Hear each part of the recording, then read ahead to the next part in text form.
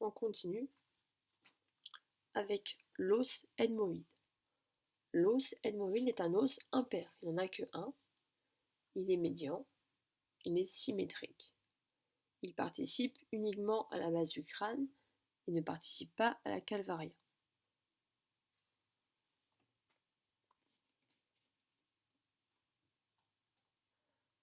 Il participe à la formation des orbites, avec sur le côté la cavité orbitaire,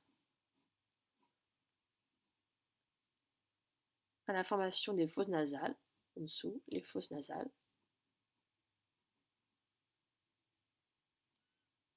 On peut le décrire comme un équivalent d'une balance, avec différentes parties. Une lame horizontale, c'est la face supérieure horizontale, les faces latérales avec les masses latérales et une paroi médiane. Donc sur ce schéma, vous avez l'avant ici et l'arrière ici.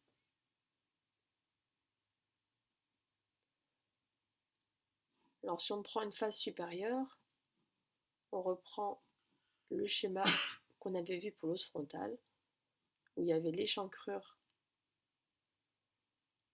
ethmoïdale de l'os frontal, qui permettait de recevoir la partie supérieure de l'ethmoïde, qui s'appelle, ici on voit beaucoup mieux, l'apophyse Christagalli, qui est verticale. Donc l'os du crâne participe, l'os ethmoïde participe à la base du crâne.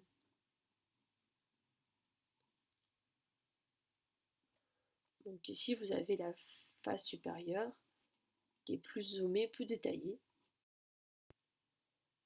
Vous avez donc au milieu l'apophyse Christagalli qui correspond ici à ce relief.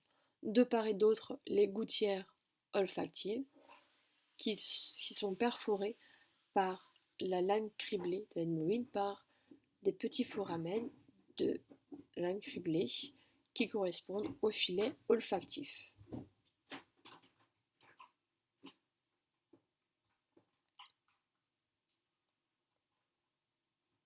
Vous avez ici des gouttières qu'on appelle ethmoïdo-frontales.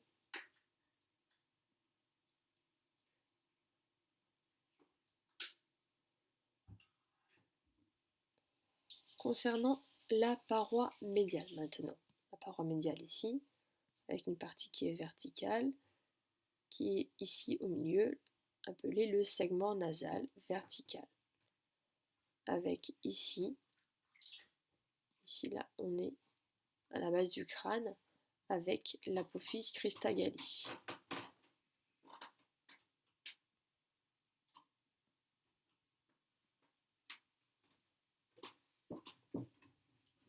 Vous avez ici le cornet supérieur et le cornet inférieur qui appartiennent à l'os ethmoïdal. On le verra plus tard, mais le cornet inférieur n'appartient pas à l'ethmoïde. Il y a une erreur, c'est le cornet supérieur et le cornet moyen qui appartiennent à l'ethmoïde et qui participent aux fosses nasales, avec le cornet inférieur qui est un os à part entière. Enfin, les faces latérales qui participent à la cavité orbitaire.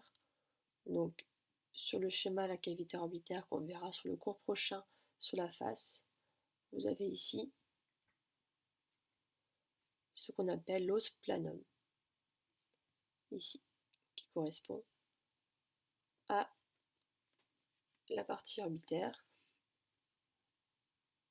donc à la paroi interne de la cavité orbitaire.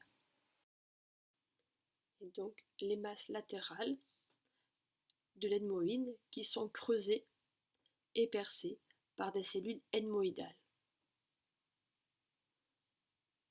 On les voit mieux sur la coupe. La coupe, je précise, nous avons le haut ici, le bas, le dehors, avec la cavité orbitaire, le sinus maxillaire, la cavité orale. Donc ici, vous avez des masses latérales creusées par cellules ethmoïdales. Et donc, les masses latérales vont permettre de faire communiquer avec les fosses nasales.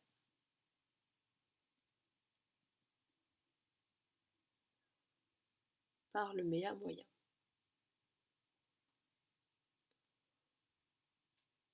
Donc on rappelle que en arrière de l'ethmoïde, vous avez l'os sphénoïde, au-dessus l'articulation avec l'os frontal, avec l'échancrure qui laisse passer la cristaglie, qu'on voit également ici, qui sert d'insertion à la faute du cerveau.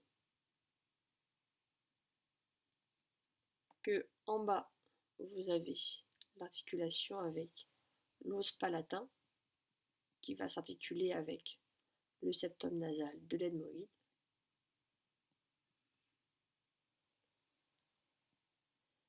Qu'en dedans, vous avez la cavité orbitaire, et qu'en dessous, là, vous avez l'articulation de l'os ethmoïde avec l'os maxillaire que l'on verra sur les os de la face, et un rapport avec les cornets.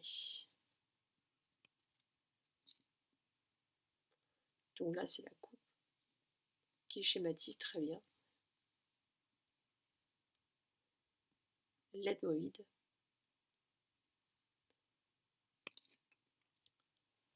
Voilà pour cette os un peu compliquée, puisqu'on ne le voit pas.